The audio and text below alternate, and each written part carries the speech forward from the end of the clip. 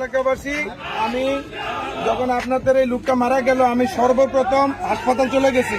আমার মোবাইলে ছবি আছে, আমি হাসপাতালে যাই ওই লোকের দেখছি, ছবি তুলছি, আমরা শুরুতাল রিপোর্ট করে তারপরে আসছি।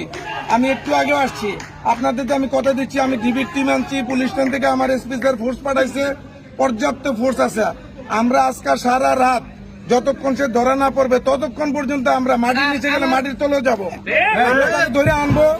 আমরা যদি তারা না পারি তার বাড়িঘর যা আছে সব যেখানে যা পাই তছনছ করে দেবো। আপনাদের কথা দিচ্ছি, তারা ধরে না পর্যন্ত আমাদের রেড কোনো বন্ধ হবে না, বন্ধ হবে না।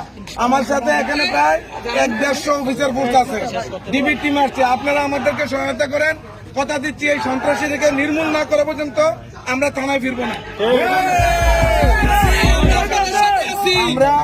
আমরা আপনাদেরকে যদি বুঝাইতে পারতাম যে থানাতে একটা গোপন আমরা কি করছি এর জন্য, কিন্তু আমাদেরও সীমাবদ্ধতা আছে।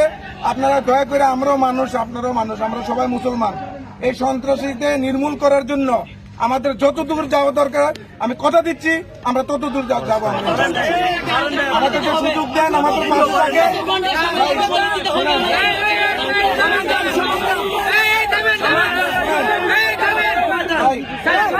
আমাকে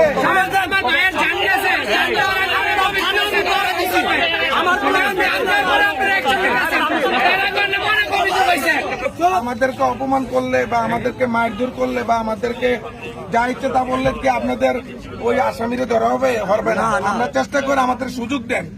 আমরা কথা দিচ্ছি, আমরা চেষ্টা করবো একদম সর্বশেষ পর্যন্ত আমরা মাঠে থাকবো।